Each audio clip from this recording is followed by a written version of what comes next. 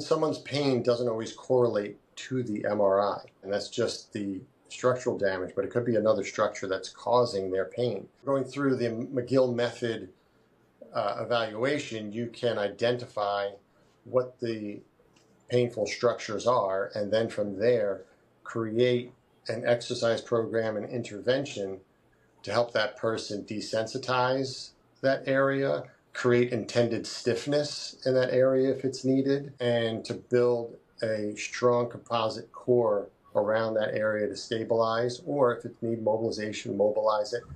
I'm Garrett Salpeter, and I believe that the most powerful and transformative way to help people recover from pain and injury, heal from trauma, and reach their highest levels of fitness and performance is to focus on the nervous system.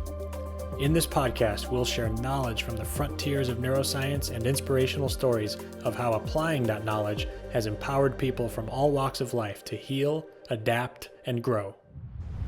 Hello, NeuFit Nation. Welcome back to the Undercurrent podcast. My guest today is Jeff Vitale. He's a physical therapist and an OCS, orthopedic clinical specialist. And he's been using the Neubie for a little while. I finally got to meet him in person at the TPI, Titleist Performance Institute event, and loved connecting with him and hearing about his perspective and history and how he's incorporating the Neubie. And he also, at the time, was in a coursework and has since completed that coursework with Stu McGill, who we'll talk about today. But he's got a great practice in Port Chester, New York, just north of the city. And he's got this really wonderful mix of different tools, techniques, and strategies, including the Neubie. So I'm excited to dive in and hear his clinical perspective, clinical approach, of course, some on how he's incorporating the Neubie into that. And just I guess a little more on Jeff. He's been a PT for over 25 years. So I don't know, I got to check the papers on that. He started when he was 15, Jeff. And he really is one of these guys who I respect because he walks the walk and he's always looking to learn more. He's never just resting on his laurels. He's worked with a ton of high profile athletes, a lot of professionals, NBA, NFL, PGA Tour. I know we've talked about some wrestlers, professional wrestlers, people he's worked with too. He's got a great practice, and excited to have you on, Jeff. Thank you for joining us. Thank you. Very excited to be here, and was looking forward to this. When we met, you probably noticed it was like we said, it was at the TPI World Golf Fitness Conference, and when I saw you in the lobby, I went right over to you. I was like, "Hey, it's Garrett." I just got my Neubie probably a week before. So I was still trying to learn it, excited. So I was at your booth every day. I was just walking back and forth. You guys probably thought I was stalking, but I just wanted to learn as much as I could about it while I was going through the process of getting certified on it. It was great timing because you get a lot of reps in with all sorts of different people. Treating at the booth or providing demos at the booth is interesting because you have to be able to, try to provide a result quickly for someone in 5 to 10 minutes. So being able to do like the mapping process, for example, is cool. But you just see so many people coming in, and it's kind of cool for me. It's a way to keep my skills sharp when I'm obviously not treating people regularly anymore. But you can see 15 people in the span of a couple hours and get results with most or all of them. Actually, kind of like resold. I mean, I'd already purchased it, but it resold me on the unit because I was watching you guys get results in a quick time, this really short time frame, do the mapping. At first I'm thinking, how am I going to put this all in a session, the mapping, the treatment and everything, and watching you guys just fly through it all, and people just their eyes lighting up afterwards, like, wow, that's a noticeable difference. I feel pretty good. Awesome. I love that. So it's good little topic there to cover. I wasn't even on my notes, but I like talking about the event. The event experience is unique. So let's start, Jeff, with the work of Stu McGill, who just for listeners, he is a renowned expert in the spine and causes of spine pain, low back pain, and he's a biomechanics PhD at taught at and researched at McGill University for decades. Actually, it was University of Waterloo. Oh, excuse me. You're right. I'm sorry. You're right. Thank you. Yeah, I do the same thing because the last name, just the association. That's right. Yeah, I know. That's right. Yes. So, So he, had all this research on the mechanisms of spinal injury, and in labs was looking at cadavers and recognizing how certain numbers of loading cycles would cause damage to facet joints and discs, and spelled out the causes of low back pain, and it was really interesting. So I'm going to ask you a two-part question. Can you give us a Sure. little bit? Can you give us a two-part origin story? A little bit of you yourself, long before Stu McGill or any of this, how you yourself, Jeff, just so people can get to know you a little better, got into physical therapy, a little bit of your origin story, and then we can also then talk about how you got into Stu McGill and sort of dive into that as a first clinical topic. But let's start back with younger Jeff, 25 years ago. Sure. So I always tell people I didn't choose physical therapy. It kind of chose me in a way. And don't ever recall sitting down and thinking, what am I going to do? Like, what should I do? I had two paths potentially. I was very big into art growing up, and what I loved to do was draw anatomy or draw superheroes. And I thought I was actually going to go to the School of Visual Arts. I got accepted to the School of Visual Arts out of high school, but I had this really strong background in science and liked movement, and I was involved in a lot of athletics growing up. I played a lot of basketball, a lot of track and field. Got recruited and ran track and field in college. I was a decathlete. And while I was practicing the long jump indoors, we'd have to lift the floorboards up in the gym to expose the sand pit. And we had a new graduate coach from the University of Oregon who was a nice guy, but a little bit of a kind of meathead. I hate saying that term, but we were trying, it should have been 6 people lifting these floorboards up. They were just huge. They were massive. They were like, I think 12 feet by 8 feet. And he said, we could do it. Just get on each corner. And I was going kind of slowly trying to deadlift this thing. He's twice my size and just thought it'd be funny if he yanked me forward into the sand pit. And blew my back. I wound up having, feeling a sharp pain in my back, and dropped the floorboard, walked out of the gym, went home. My back was killing me. Arrived at the practice the next day, tried to do a hurdle, and literally collapsed. And I wound up herniating 2 discs. I couldn't, so L4, L5, L5, S1, I couldn't lift. I had drop foot immediately, couldn't lift my foot up, couldn't lift my toes. And as a result of that, I had wound up having back surgery. The doctor at the time felt that I was young enough, fit enough, that I would respond really well to the surgery. And did very well with the surgery. Went to the physical therapy side of it. And when I was entering college, I had an interest in physical therapy, and then that just kind of solidified it for me.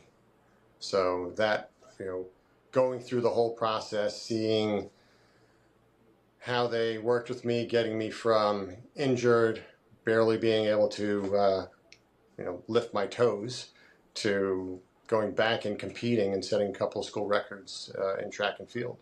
So then I took some time off after college and worked at a place called Burke Rehab Hospital in White Plains, which was still is large rehab facility that there, as a physical therapist, I wasn't a physical therapist yet, I was working as an aide.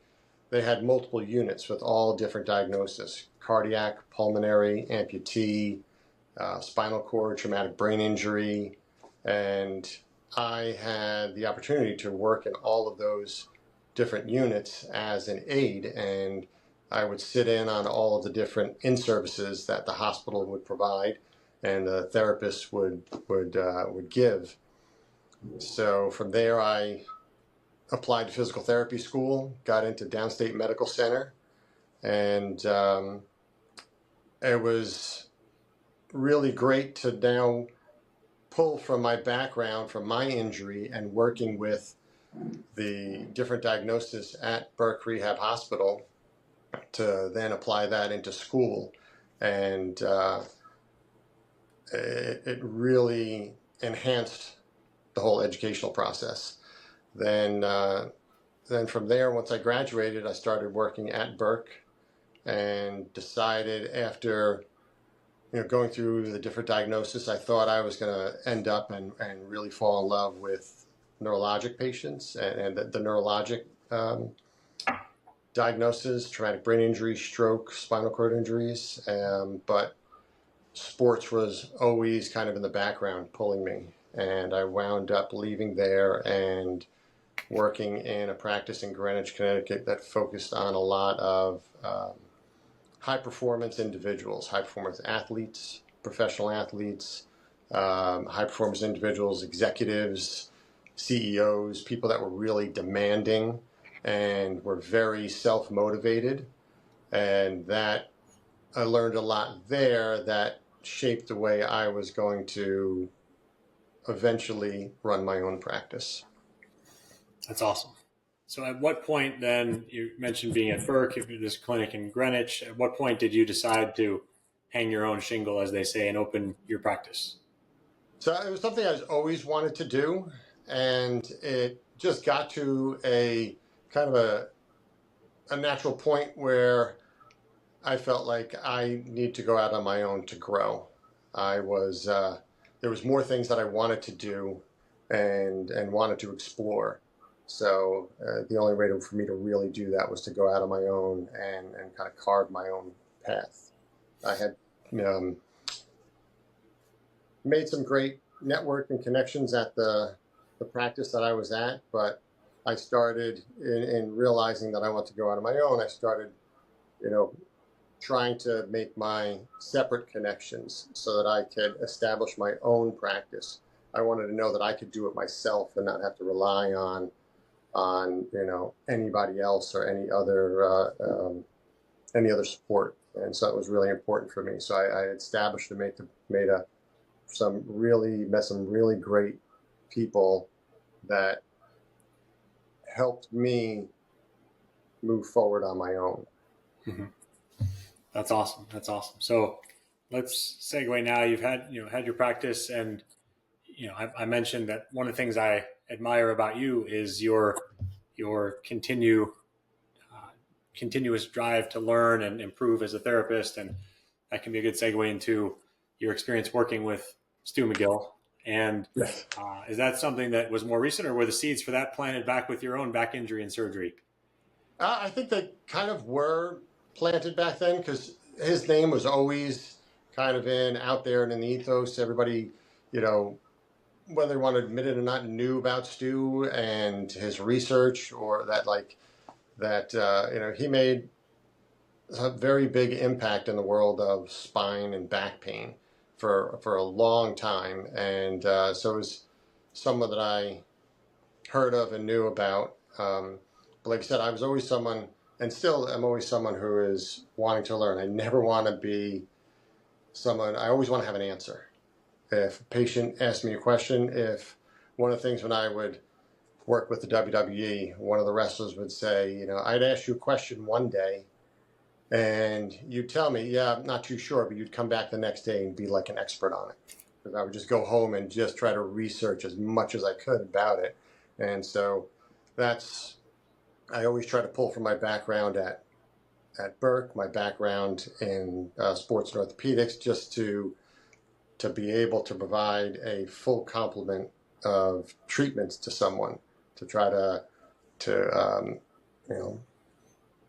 not leave anything out, look at the muscles, the joints, the nerves, and look at all those systems and how they all integrate. And so that led me to, as we were talking about, seeing some patients on my own that are high performers, high demanding. And a patient had come to me from another practice that had a pretty complex back and was struggling with it. And he'd been to a number of therapists that he felt were good, but wasn't really providing that relief that he needed. And he told me, in addition to contacting me, he contacted Stuart McGill. And he was going to go and have a session with Stuart. And he asked me if I would come along. And so I jumped at the opportunity that I was able to meet Stuart, and see how he went about evaluating someone and what his McGill Method was all about. And so that was a little over a year ago, and it was a great experience meeting Stuart. And one of the things he really tries to get you through the whole process, what you learn is you're trying to empower someone to help themselves. You know, we're there to help identify and recognize patterns and identify the structures that are painful, and then provide the individual with the tools that they can do on their own to really get to that point of a pain-free back. And so the process, basically, after meeting Stuart, seeing how he worked with my client, coming back and utilizing some of the techniques that he recommended, he then reached out to me and said, I think you'd be a perfect candidate to, move forward with the McGill Method. So I immediately signed up for the summit, which is the in-person course. And that's the course, kind of your pathway to get certified is you have to take 50 hours of online coursework, and then you attend an in-person summit. And so the summit really kind of brings the coursework to life. And you go through a pretty thorough review. And for some people, I imagine it was the first time learning like the detailed anatomy of the spine, the nerves, the different structures, how they get injured, what it takes to injure a specific structure, the different types of disc herniations, different types of shapes of the spine and the vertebrae based on some person's body type, and how that impacts injury. And so you're really learning how to go take a really detailed assessment, starting with a very detailed interview. And Stuart said that he, in trying to get better as his interview process, he actually studied with like CIA investigators and interrogators to learn better interview techniques. And so he tries to instill that in you at the course and make you a better interviewer to really get to the root of what someone is, what their issue is. And very often, if you've listened to some of his talks or his podcasts, when he's been on podcasts, that from that interview, sometimes you can get the complete picture without even putting your hands on someone, and really develop a really good understanding of what's going on based on pattern recognition. Because certain injuries have specific patterns, and certain injuries have really classic hallmarks. And then from there, that shapes your physical exam. And so then we spend a couple of days after doing some work on the interview, working on the physical exam, taking the anatomy and physiology that you learn and apply it to a specific examination process. And at first, he shows you in a kind of a systematic way to go through and examine the spine, examine the person and their different postures, positions, and pain-provoking positions. And then he encourages you over time, as you get more and more comfortable and skilled, as he says, go from kind of an orchestral form where you're just following a specific recipe almost, to then performing jazz, where you're teasing things out. You're really trying to find the subtle nuances to really hone in and identify the pain-producing structures in the spine. Because if you look at an MRI, someone comes to you with an MRI, and you just look at the MRI, you look at the MRI report, what you're really seeing is structure. and structural damage. And that could be new, that could be old. Sometimes you can identify that something on an MRI is a new finding, or that's an older finding. But someone's pain doesn't always correlate to the MRI. That's just the structural damage, but it could be another structure that's causing their pain. So going through the McGill Method evaluation, you can identify what the painful structures are, and then from there create an exercise program and intervention to help that person desensitize that area, create intended stiffness in that area if it's needed, and to build a strong composite core around that area to stabilize, or if it needs mobilization, mobilize it. But through his examination, you'll be able to identify what you specifically need to do. Where in the past, if someone came in to my clinic and they said, I have low back pain, went to the doctor, he said it's just non-specific low back pain. Where do I go? Do I need to mobilize them? Do I need to stabilize them? So the traditional route with most physical therapists, you're going to do all the above.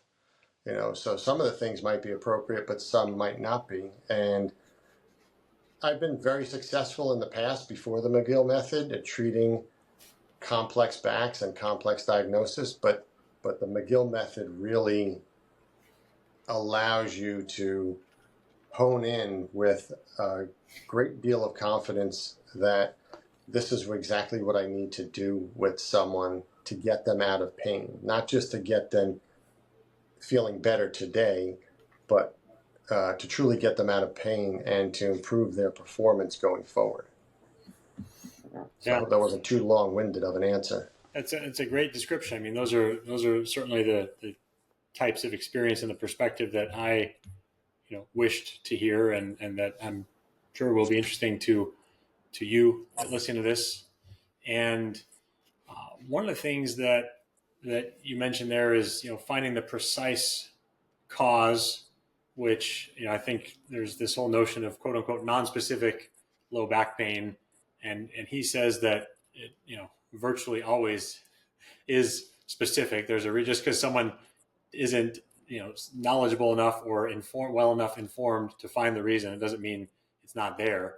So I think that's a really interesting perspective to hear him talk, and you talk about how people go to see a provider and they don't get answers. They say it's this non-specific diagnosis, and then you using this methodology, or people with the requisite skill and knowledge, are able to find, oh yeah, it is this or it is that, and figure out a plan and provide answers where there previously weren't any. So I think it's really, for so many people who get left behind by the system, it can be right. Just wonderful.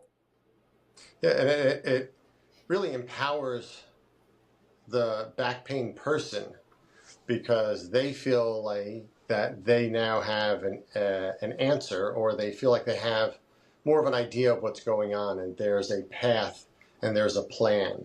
Yeah.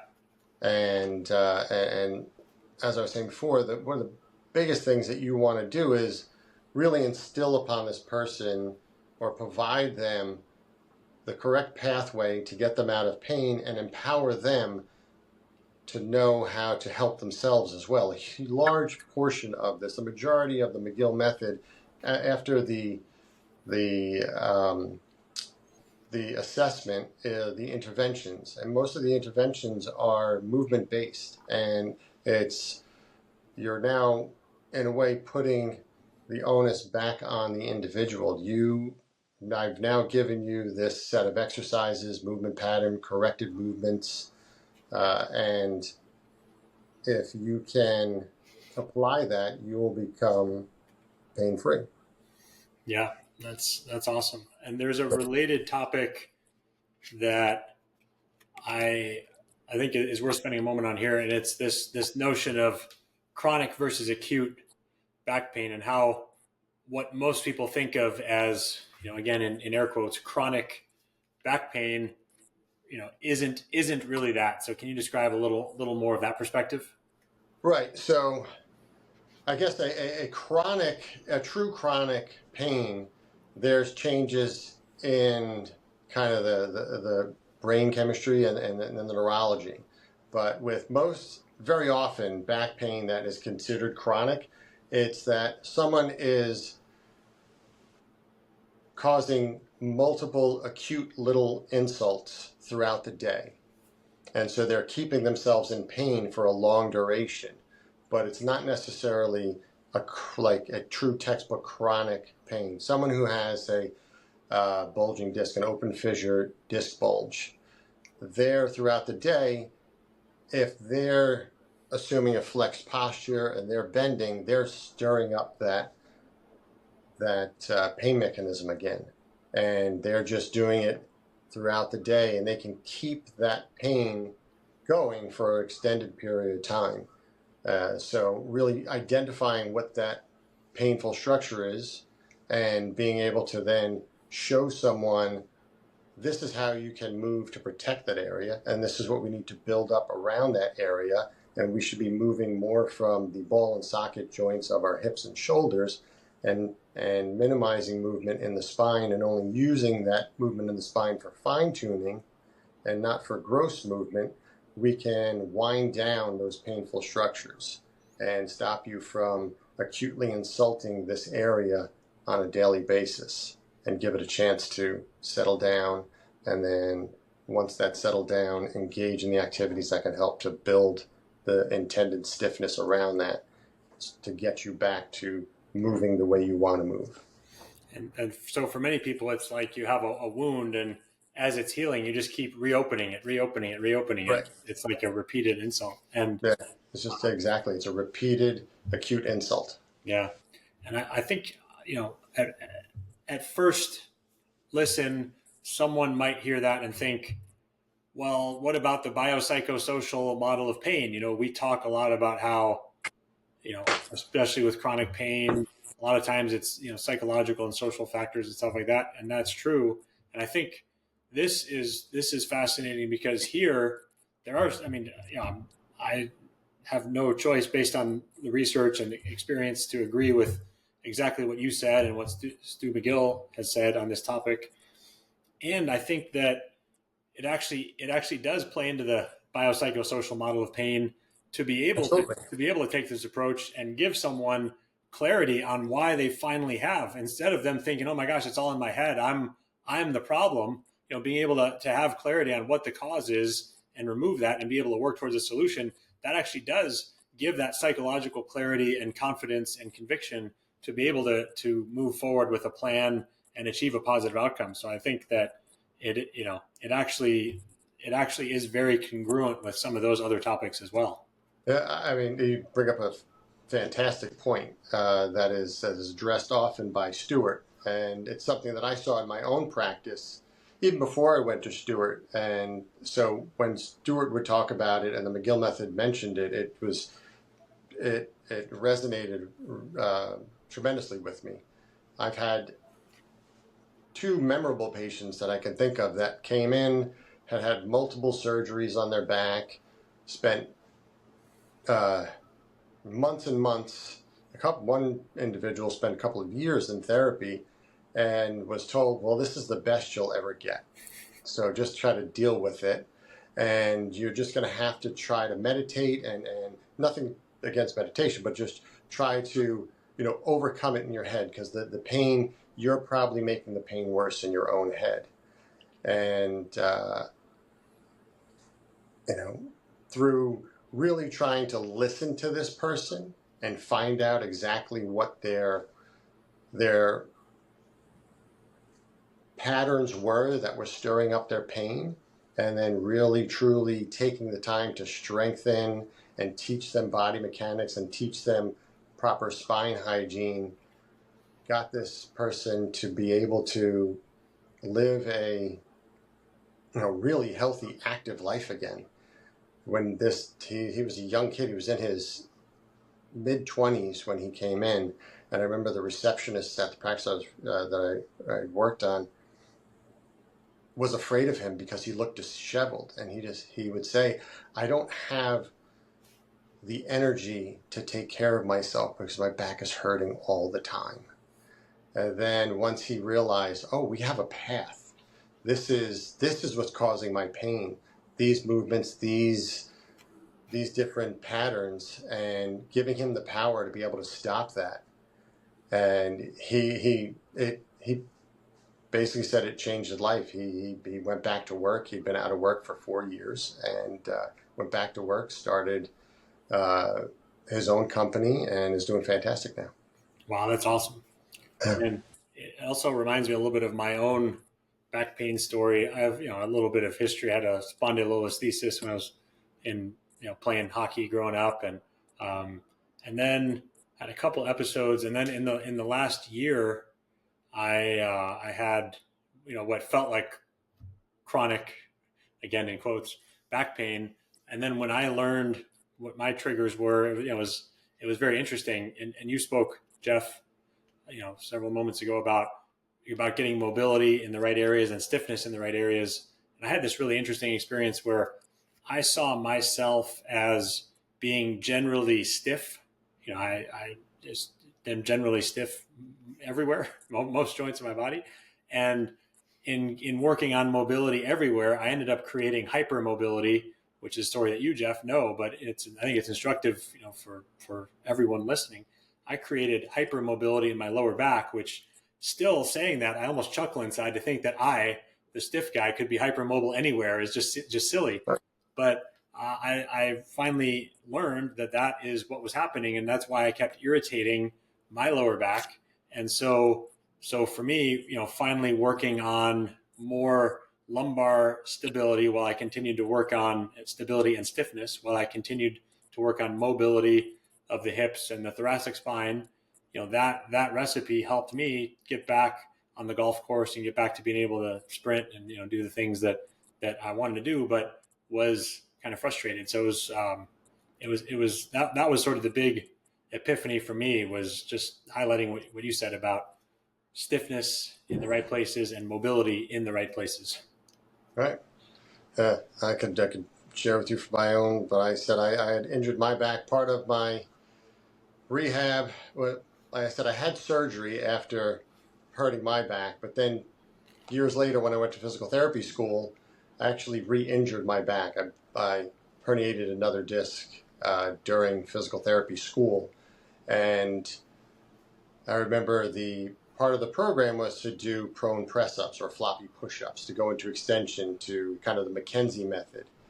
And it actually started to hurt more. Not the radiating pain went away, but my low back started to hurt more. It was just more achy, more sensitive, more chronic. And the physical therapist at the time, who was fabulous, I mean, he did help me, would tell me, no, just keep doing it. Keep doing the prone press up. Keep going into the McKenzie positions. That's what's going to help, centralize that disc and resolve your pain. And now going through this McGill Method, I realized that really what I was doing, I had a loss of disc height, and I was overloading my facet joints. And then going into that extension, I was just jamming them even further and creating more of a facet issue, a posterior spine issue. And that took me a long time to get that to wind down. And I struggled with that. I mean, the radiating pain had gone, but I inadvertently created this facet pain and facet problem inadvertently at the direction of my physical therapist at the time. Mm-hmm. And so, looking at that, I realized, that was the same thing. They didn't specifically know what or didn't evaluate me enough to know what my true pain triggers were at different stages in my rehab. And, they, in helping one issue, they created another issue. Mm-hmm. And so that's looking back on that was something that I had always thought about. And that's when you had said, what was something, was were you always drawn to the McGill Method? And that was something that, like, well, I wanted to know what this guy Stuart was doing because people were getting better. I got better, but it almost caused another problem. And I didn't want to do that to my patients. And I wanted to get, full resolution. Thank you so much for listening to the Undercurrent podcast. If you're interested in learning more about how NeuFit and the Neubie can impact your life, please visit our website at www.neu.fit. That's neu.fit. So you can learn more about how it might integrate into your professional practice, how you can use it as a patient, and you can also connect with our team there. One of the things that just jumps out here for me too is a discussion that I'll have with people when we're teaching professionals how to use the Neubie, where, just like you said, avoiding pain triggers is so important. I'll tell people that just because you have a wonderful tool like the Neubie, that doesn't mean that, you go into full spine flexion with a disc herniation. You still want to, you're doing corrective exercise, or you're doing many of the corrective exercises you would do anyway with the Neubie on. You get more bang for the buck. You accelerate that process of neuromuscular education. But just because you have this wonderful tool, that doesn't mean that you're immune from, pissing off a nerve if you go into full flexion on a disc herniation, for example, right? So it is still important to have this clinical knowledge and ability to identify the, where the injury is, and to avoid exacerbating or, trying to pick at that scab or re-irritate that wound before it has a chance to heal. All these same principles still apply. So that's just wanted to connect those dots there. And then on this topic of mobility, strategic mobility and strategic stiffness, one of the first time I came across, Stuart McGill and his work was, articles, years ago about the big three. So can you tell us about the big three and how they came to be kind of the cornerstone or a big part of the McGill Method? Right. So I don't know if I'll be able to speak on like how it all came to be. He did talk about that, but the big three are basically, as what Stuart often says, when appropriate, because everything is, if it's appropriate, are, as he terms it, non-negotiables. These are exercises you should be doing 6 days a week. If it's determined that you need some stiffness, intended stiffness, which most people do, we want to with back pain. But like I said, we got to find where we need mobilization, where we need some stiffness. And so the big three, he did a lot of research to find the best exercises to engage your abdominal muscles, so the anterior, lateral, and posterior trunk muscles, core muscles. And he wanted to find exercises that would have the least amount of compressive or damaging effects or potential issues with the spine. And so he came up with the big three. And so you've got the modified curl up, which engages your abdominal muscles, also teaches the individual how to brace their abdominal muscles, how to breathe behind that braced shield, so you're not just holding your breath and using your diaphragm for intended stiffness, but truly training your anterior musculature to be a stabilizing force, and being able to breathe behind that and not disrupt that stiffness. Just elaborate that for people listening.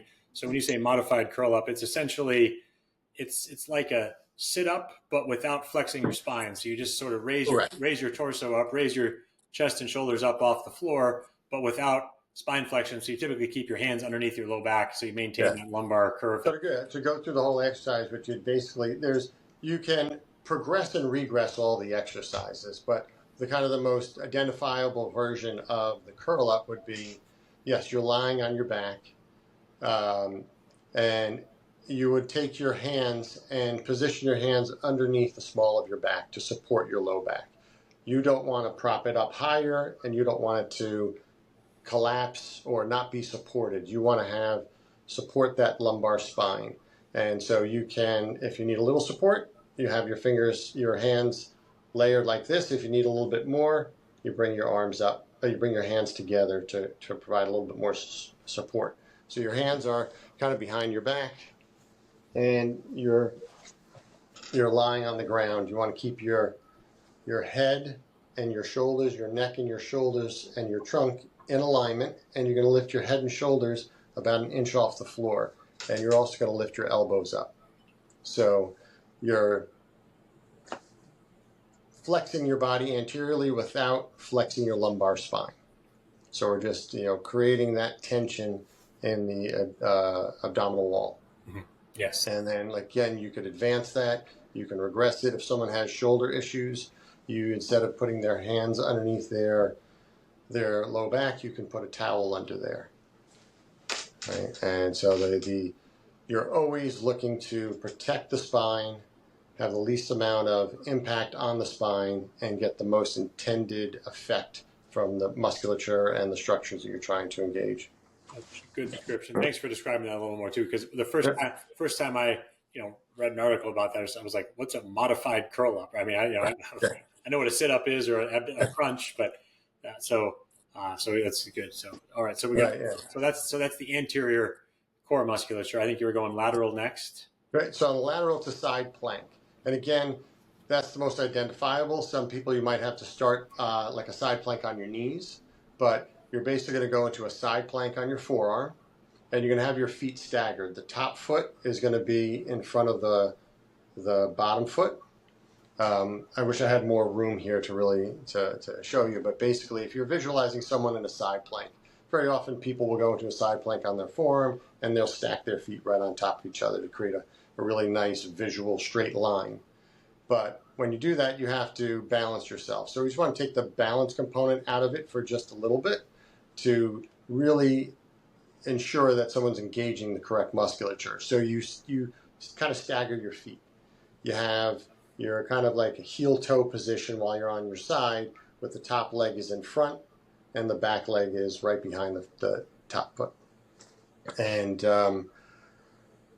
so that will be the side plank position. And we're doing each one of these of the big three.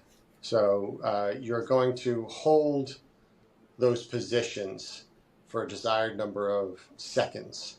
And you're going to repeat it for an appropriate number of reps. And it's individual for everybody, but the one that most people know that's most popular is the set and rep scheme would be, you're going to do the first set, you're going to do 6 holds, each for 10 seconds.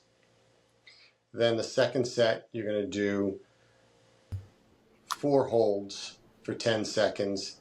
And then the third set, you're going to do 2 holds for 10 seconds. And you want to do all these exercises on both sides. And what you want to do with a patient is teach them properly how to transition from one side to the other, minimizing rotation at the spine, because what we're looking for is creating intended stiffness. So again, it's better visualized. If it'd be better to demonstrate it. But again, I'm set myself in a position where I can't really demonstrate it too well. Many people will be listening anyway. So okay. So you're basically causing or trying to do what Stuart terms as a stop rotation. So it's basically like a log roll. You're going to go from a side plank on, say, on your right elbow, transition over to a side plank on your left elbow without rotating your spine. And you your shoulders and pelvis move together. Through basically the front plank. Through the front plank into the side plank. Yeah. And like I said, your structure is going to be, say, doing it 6 times. Each time you're going to hold it for 10 seconds, rotate to the other side, hold that for 10 seconds.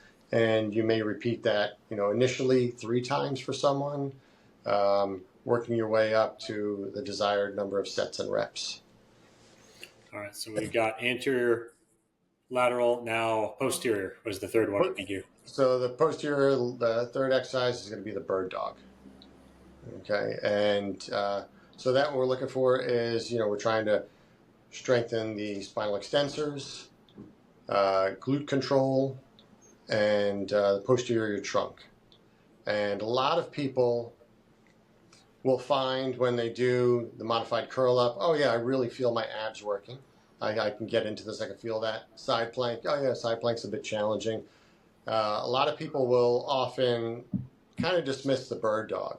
They think it's a bit too easy of an exercise. But the beauty of it is you're engaging the muscles around the spine, the spinal stabilizers, rotational stabilizers, with minimal compressive forces. So it's you're getting a big bang for your buck with that exercise. And if, as Stuart pointed out at the summit, if you're thinking that, or if you're kind of like falling asleep on this exercise or thinking it's not that effective, he'll show you videos of Usain Bolt doing the bird dog, George St. Pierre, like some of these, elite athletes that have adopted some of his exercises, and they really put a lot of value in these exercises. And there's actually, I believe, what he was saying, that there are some sport teams, I believe in the NFL and even some in the NBA, that before they do any on-court work, on-field work, or gym work, they go through the big 3 exercises.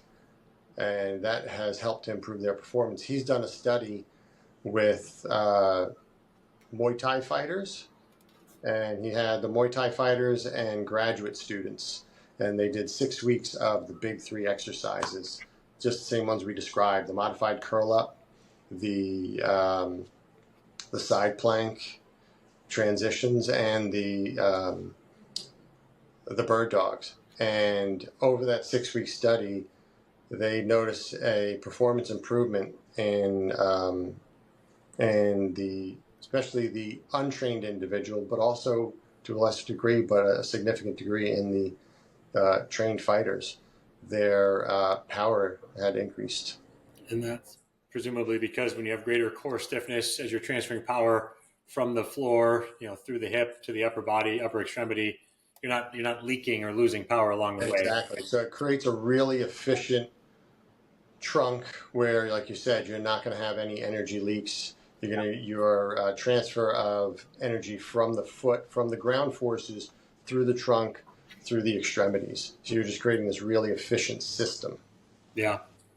I like that a lot. That's a really good description there. Thank you for describing those.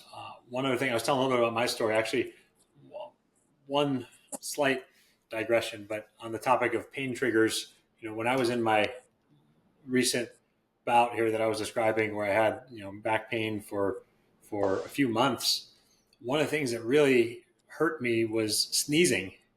And I went back through the Dr. McGill's book, The Back Mechanic, that I had, and I was like, one day I was like, oh, I'm gonna pull that back off the shelf and read it, and I read the part on sneezing where he had this recommendation to, the description of how the mechanism of why we hurt when we're sneezing is that we often sneeze forward into flexion. And so he recommended standing tall and arching and sort of almost sneezing back in extension or in a more neutral position. And that made a huge difference for me. So just one piece of advice from him that really helped me, and I want to pass it along in case it can be useful for you listening to this, or your patients, or anyone. But that was a huge deal for me.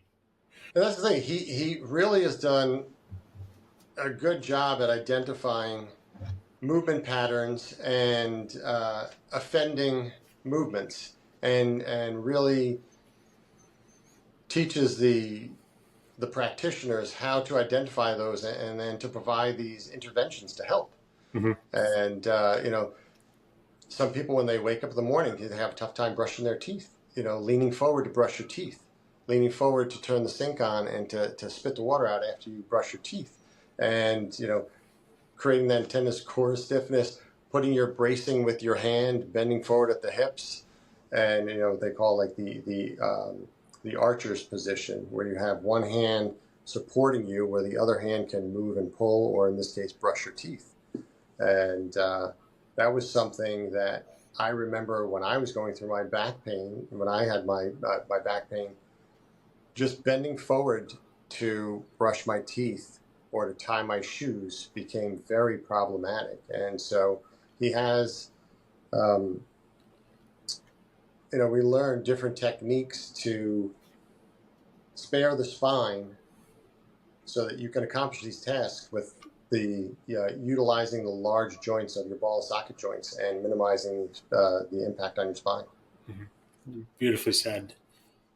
I would like to switch now or segue a little bit. It won't be a full switch because everything we talked about so far is still relevant. But I would like to talk to you about your perspective, Jeff, on TPI, Titleist Performance Institute, working with golfers.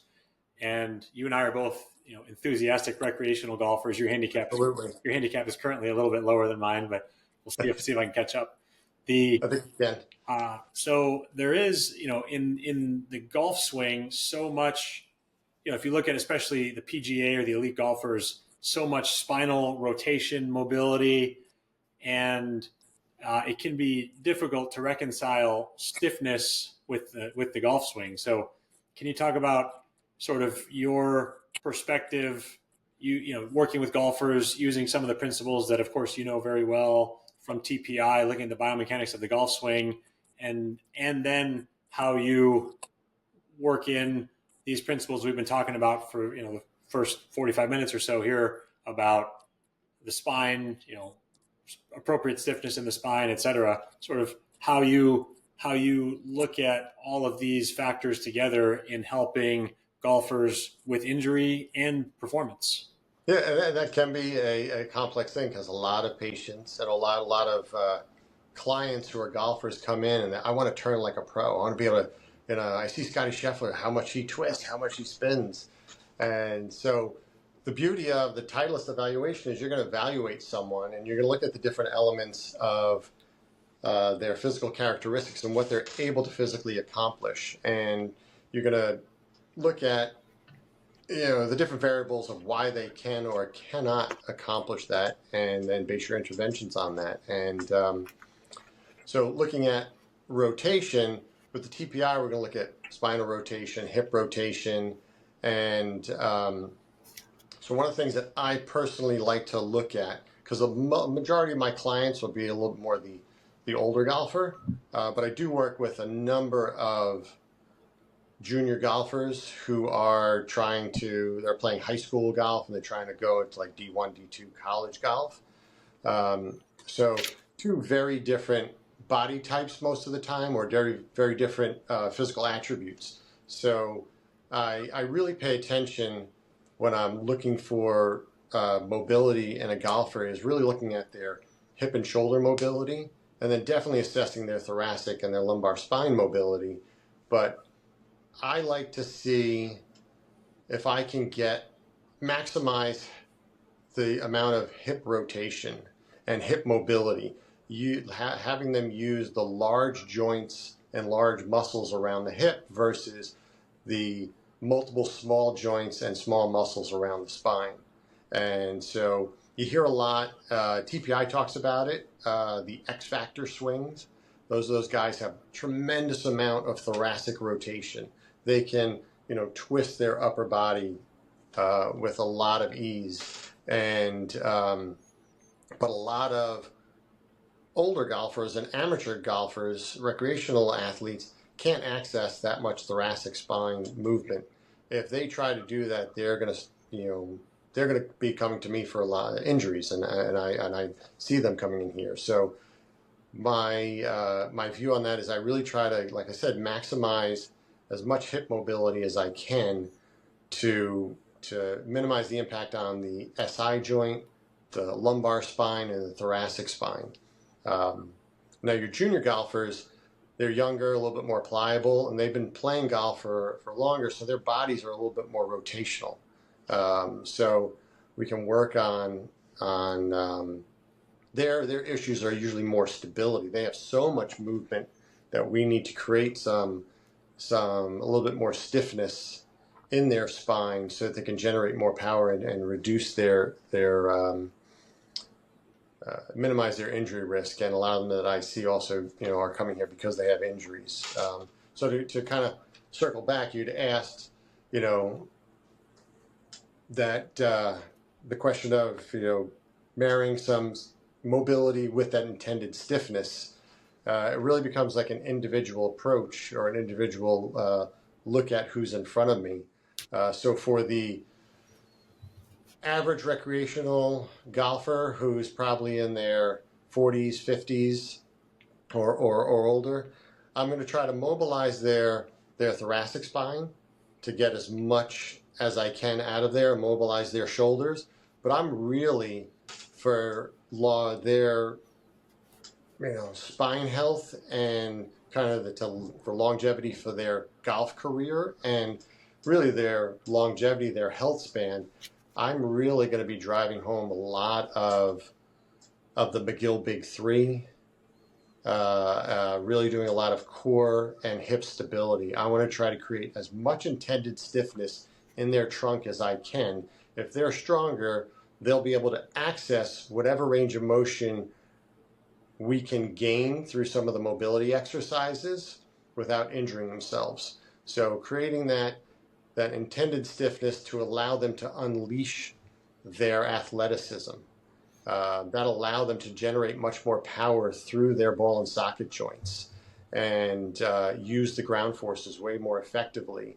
Even if we can't gain tremendous amounts of increased rotation over their baseline, we can improve their efficiency and like I said, kind of unleash their athleticism through their ball and socket joints.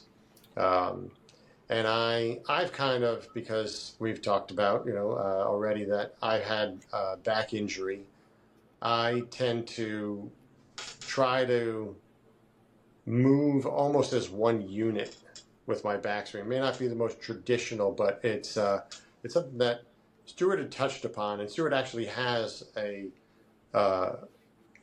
he co-authored a book about golf and about the back and movement. And instead of doing the X factor, moving from the hips and having the hips and shoulders moving as one, and then getting that separation towards the end and unleashing that power to minimize the impact on the spine. And then in the training aspect too, when you're training a golfer, you look at their body type. If you have someone who is, most golfers, if you look at PGA golfers, they're a little bit more narrow framed. So they have, most likely, if you're looking at the structure, if you took an MRI, you look at the structure of their spine, they're going to have a little bit more of an ovoid, like a rounder vertebral body, which is going to be more conducive to rotation. And the way their facet joints line up is going to be more conducive to rotation, as compared to someone who's like a power lifter or someone who lifts a lot. They're going to have a little bit more, if you look, the extreme, the world-class power lifters, their vertebral bodies are going to be more of a limacon shape. So more of that lima beam is a larger surface area. And so they don't do well with rotation. So you kind of have to figure out who's in front of you, what their body structure, what their body type is, assess their rotation and their mobility of their spine, and through that evaluation you can kind of see who can I get a little bit more mobility out of, who, if we kind of is maximize their rotation already, so we got to work on other areas, the hips, the shoulders, and see if we can get some more movement of those areas, and who is it okay to work and try to achieve more of that rotation, and then design the exercises around that. Mm-hmm. I don't know if that truly answers your question or not. Yeah, I think so. I think it's definitely clear how you can sort of combine these two perspectives and methodologies there. I think about my own experience of getting back out to the range, hitting balls. And, the first few times that I did it, I was actually focusing on, bracing my core to really reduce movement in my lumbar spine. So I was like, holding a little bit of Valsalva, a little bit of brace there so that I would, create that stiffness intentionally in my lumbar to attempt to get all the movement to come from my hips and from, thoracic and shoulders. And I didn't rotate as far, but I accepted that because I wasn't coming from the wrong places. And I think that, is ultimately part of what has helped me be able to get back to doing it again. So I don't know. Yeah. You probably also, I mean, I don't know, but I imagine you probably noticed a little bit more consistency with your swing too, a little bit. Path was a little bit better. You're getting a little bit more consistent contact. Very often, I know in my own swing, I've shortened my backswing just to create a little bit better consistency. And that has actually helped my back and allowed me to move from my hips a little bit more and not stress my back. I'm not feeling any stiffness after a round. Yeah, I mean, fewer variables there. If there's less movement in that segment, there's fewer things to sequence, fewer variables. It's like golf is hard enough. We don't need to add more variables. Yeah. That's like the whole thing behind Bryson DeChambeau's swing, trying to stay on the same plane all the time to minimize the variables, right? Absolutely, yeah. I do want to hear your opinion on that, but it's a whole other topic. We won't go into that right now. I also, as we've talked about McGill Method primarily, and then a little bit on TPI here, I'm curious to hear your thoughts, Jeff. Now, having been using the Neubie over a year, what are the ways that you've worked in the NeuFit method and the Neubie into your practice, and especially as it relates to either the McGill Method, TPI, or the types of patients we've been talking about so far? What are the ways that you see that working in with everything we've discussed? It's become a huge integral part of my practice. When I purchased Neubie, I was a sole practitioner. Now I have a second therapist. And we used it so much that we keep talking. We should probably get another unit because we're both trying to all right, you got 2 leads, I got 2 leads, I need another lead. It's become a big part of the practice. So in terms of using it with like with TPI with a golf patient, if I have someone who classic would be, I have an individual who's not using their hips effectively, or they're not engaging their hip musculature. I will, get them on the table or standing, and I'll go through I'll scan their hip and try to identify areas, and then use the NeuFit to treat those areas and try to get a little better muscle recruitment. We'll go through some movement patterns, and you see right away the individual notices, yeah, I can feel that area now. I can have access to it. So it's been really helpful in speeding up the process of getting someone to, say, like, again, from the perspective of a golfer, to feel and activate certain muscles that we've identified are either a little sluggish, underactive, they're weak, or we need to create a little bit more balance. So it's a great tool that's allowed me to save time and identify and get that person to be able to feel the intended muscles and the intent and desired effect that we're trying to produce. Awesome. And for the McGill Method too, stim is not something that Stuart uses. It's not something that he's done research with. But the way I incorporate it, in a very similar manner, if I'm trying to get someone to engage their core musculature and they're having a tough time recruiting that area, or there's some inhibition there from spasms or pain, utilizing the NeuFit, going through the scanning, identifying those areas that have either some compensation, hyperactive nervous system activity in that area that they're overreacting to, really helping to normalize nervous system and muscular function, accelerates the time frame of getting them to be more competent, being able to move from their hips, being able to brace and create that intended stiffness a little bit easier if they can feel that the musculature better, if they can feel the contraction, and get stronger a little quicker. Awesome. I love that. That's great. Can you also just tell quickly the story of how you first heard about NeuFit and the Neubie device, and why you acquired one in the first place? Yes. So I had an orthopedic surgeon that would refer patients to me, and I got to know Dr. Glashow. And every time he would send over a referral and I would get the script, he would have NeuFit Neubie on it. And I kept thinking to myself, if I want to keep getting more referrals from him, I got to find out what this thing is. And because I had another one of his patients, every time he would come in, would say, "Do you have a Neubie?" And I'm like, I'm not sure what you're talking about. And so I looked it up and I saw what it was about. And like I said, every time I'd get a referral from Dr. Glashow, I would see that and I'm thinking, I got to look into this. I got to find out what's going on here. And especially since he's, team doctor for an NBA team and an NHL team, I was like, thinking, this is something I got to look into, and this is what I need this. And then, going on the website, seeing that you guys worked with Saquon Barkley and a couple of tennis players. I work with a lot of tennis players, a lot of football players.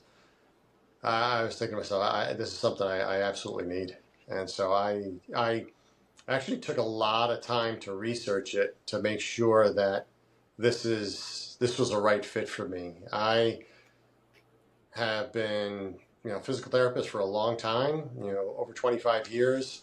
I was never really a big modalities guy. I felt like I made my reputation on my hands-on treatments, on my differential diagnosis, my diagnostic skills, and didn't really go to a lot of modalities. But once I saw the Neubie and had some experience with it, I was, this was kind of the first